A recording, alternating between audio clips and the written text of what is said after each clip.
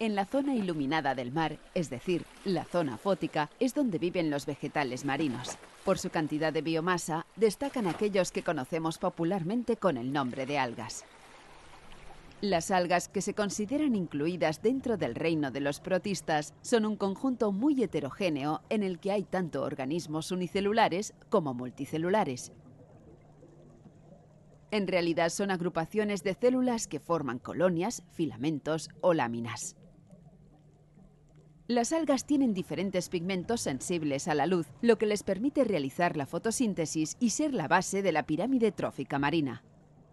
También hay algunas algas unicelulares que pueden ser mixótrofas. En función de la intensidad de luz, encontraremos unas especies u otras, pero la cantidad de algas suele disminuir con la profundidad. En aguas limpias, a unos 70 u 80 metros, aún se pueden ver algas, pero más allá desaparecen completamente. Hay otros factores que también condicionan su presencia, entre los cuales cabe recordar la temperatura, los nutrientes y, en la zona litoral, la incidencia de las mareas.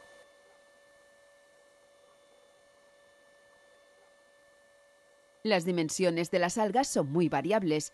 En el caso de las unicelulares, encontramos desde algas que miden centésimas de milímetro hasta el caso de la acetabularia, una alga de nuestro litoral, que se reconoce fácilmente por su forma de seta y que mide unos 8 centímetros. A pesar de todo, es un organismo formado por una sola célula. En el caso de las algas multicelulares hay grandes variaciones en los tamaños, desde las muy pequeñas hasta el caso de las especies que forman parte del grupo de algas conocidas popularmente como kelp, como es el caso de la especie Macrocystis. Se trata de una alga típica de las aguas frías del Océano Pacífico, cuyo talo mide normalmente más de 30 metros. Aunque algunas algas sean de grandes dimensiones, sus células no forman verdaderos tejidos ni estructuras vasculares que lleven los nutrientes de un lugar a otro del organismo. De todas formas, pueden tener una especialización en sus funciones y cierta diversificación celular. Todas las células obtienen las sustancias que necesitan directamente del medio acuoso que las rodea. A diferencia de las plantas superiores, en las algas no hay raíces, ni tallos, ni hojas, pero sí que pueden tener unos rizoides que les permiten fijarse al fondo, unos cauloides, que son unos ejes similares a tallos, y unas estructuras laminares semejantes a hojas, que son los filoides.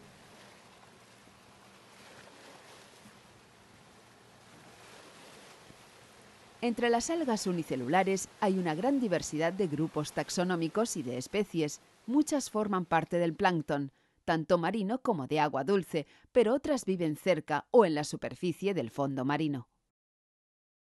La microscopía electrónica proporciona imágenes de gran detalle de su estructura y forma y pone de manifiesto la gran diversidad de estos pequeños organismos. En muchos casos, estas algas microscópicas tienen una pared celular en la que hay estructuras sólidas. En unas especies se acumulan pequeñas estructuras de carbonato de calcio, en otras hay placas rígidas de celulosa o bien tienen una especie de cápsula o estuche de sílice que las rodea, llamada frústulo. A pesar de las dimensiones tan pequeñas, su densidad en el plancton marino es muy alta. Al morir las células, los materiales sólidos de sus paredes celulares se precipitan hacia el fondo donde se acumulan. En muchos lugares incluso llegan a condicionar la composición y el tipo de sedimento que hay en los fondos oceánicos. Dentro del grupo de las algas se consideran 3 grandes subgrupos de algas multicelulares. Se diferencian entre ellos por el tipo de clorofila y por los otros pigmentos con los que hacen la fotosíntesis, además de la presencia de otras sustancias del interior de la célula o bien de la pared celular. Estos grupos son el de los clorófitos o algas verdes, los feófitos o algas pardas y los rodófitos o algas rojas. La mayoría de algas verdes viven en agua dulce, pero también están bien representadas en el medio marino. El grupo incluye tanto algas unicelulares como coloniales y otros que forman filamentos o láminas. Tienen un color verde vivo debido a la presencia de clorofilas A y B, pero tienen además otros pigmentos complementarios, tales como carotenos y algunas xantofilas, que les sirven también para protegerse del exceso de radiación solar. Las células utilizan el almidón como sustancia de reserva. En las algas pardas no hay formas unicelulares. Las estructuras más sencillas son las filamentosas ramificadas. Dentro de este grupo se incluyen las algas más grandes. En estas algas, el color verde de las clorofilas A y C queda enmascarado por otros pigmentos como los carotenos y las xantofilas, una de las cuales, la fucoxantina, es la que da el color pardo característico de estas algas. En las paredes celulares tienen alginatos, unas sustancias que industrialmente se pueden obtener de algunas especies de algas y que se utilizan como material espesante en muchos productos industriales. Las algas rojas o rodófitos son bastante abundantes en nuestro litoral. Su coloración es variable, a menudo es rojiza o rosada, pero la presencia de otros pigmentos hace que vaya del color marrón hasta el azulado. Estas algas tienen clorofila A, carotenos y xantofilas, además de la ficocianina, que les da color azul, y de la ficoeritrina, de color rojo, que es la sustancia que aporta el color dominante. La pared celular tiene una capa de celulosa rodeada de otra externa hecha de sustancias gelificadas como el agar y los carragenos, productos también de aplicación en las industrias química, farmacéutica o alimentaria. Hay especies que tienen incrustaciones de carbonatos, sobre todo de calcio y de magnesio. Estos revestimientos de sales minerales hacen que queden completamente endurecidas, a menudo como si fueran piedras. Estas algas endurecidas pueden formar los conocidos fondos de Maerl y también parte del coralígeno. Uno de los temas más interesantes de la vida de las algas es el de la reproducción y los ciclos biológicos. Las algas tienen dos tipos de reproducción. Una es asexual, por esporas, en la que no hay procesos de fecundación, y otra sexual, en la que hay emisión de gametos, fecundación y posterior desarrollo de un nuevo talo del alga. En las algas hay alternancia de generaciones, tienen unos esporangios diploides y unos gametangios haploides. El ciclo biológico básico de las algas pasa por desarrollar una etapa en la que las células tienen un número diploide de cromosomas, son los esporófitos. Por meiosis, los esporófitos forman las esporas. En este proceso, las células se quedan solo con una dotación simple de cromosomas, es decir, son haploides.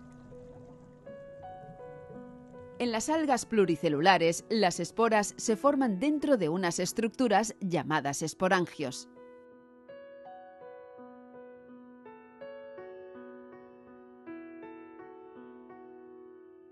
En las algas rojas se puede ver que las esporas procedentes de la meiosis quedan en grupos de 4 dentro de los esporangios, por eso se las llama tetrásporas.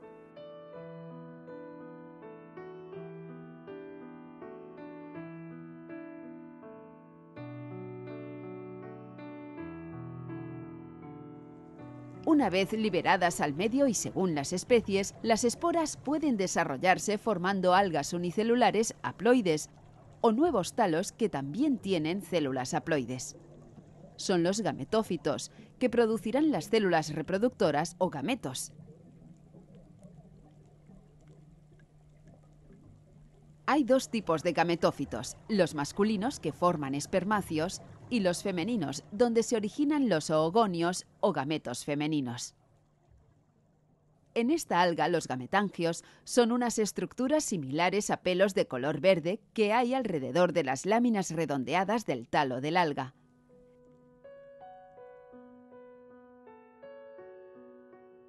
En el caso de las algas unicelulares, los gametos se forman dentro de la célula, mientras que en las algas pluricelulares se pueden formar en estructuras especiales, los gametangios.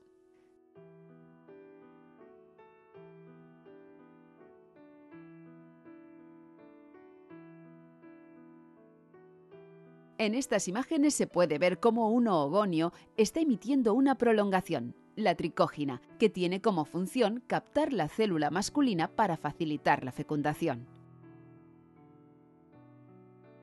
Aquí se observa cómo el extremo de la tricógina ya se ha unido a un espermacio o célula reproductora masculina. Tras la fecundación se produce el cigoto, que tiene una doble dotación cromosómica, es decir, es diploide. Esta célula, por mitosis, dará nuevos individuos también diploides, son los esporófitos. Un proceso característico de muchas algas rojas es que después de la fecundación, el cigoto no se desprende para desarrollar otro talo, sino que, unido al gametófito, comienza a dividirse por mitosis y crea pequeñas estructuras de células diploides. Se trata de carposporófitos, que viven a expensas del gametófito haploide. Aquí se formarán esporas diploides que cuando se desprendan y germinen formarán los verdaderos esporófitos.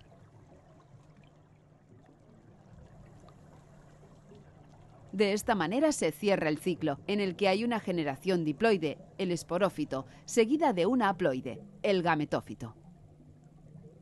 Tal y como hemos podido ver, en las algas hay una alternancia de generaciones. Aunque son de la misma especie, hay casos en el que el gametófito y el esporófito tienen una apariencia completamente diferente. Es el caso de una alga de origen australiano que hace tiempo llegó a nuestras costas y que se ha hecho muy abundante. Según su aspecto, la llamamos Asparagopsis armata o Falkenbergia rufulanosa. Durante mucho tiempo se había pensado que las dos eran especies diferentes, hasta que se ha visto que la Asparagopsis es el gametófito y que la Falkenbergia es el esporófito de una misma alga. Este es un buen ejemplo de ciclo biológico heteromórfico, en contraposición a los ciclos isomórficos, donde las dos formas son iguales. Aparte de las esporas, las algas tienen otras maneras de reproducirse asexualmente, como son los desprendimientos de fragmentos del vegetal o los propágulos, que son unas ramificaciones especializadas que se pueden separar del individuo madre y originar nuevos individuos. En estas imágenes se pueden ver dos filamentos con numerosos propágulos de forma triangular. Aquí, uno de ellos está desarrollando nuevos filamentos que acabarán formando otra alga sobre el sustrato. Con demasiada frecuencia, las algas pasan completamente desapercibidas a los ojos de la gente, que ignora el papel tan importante que tienen en el funcionamiento del ecosistema marino.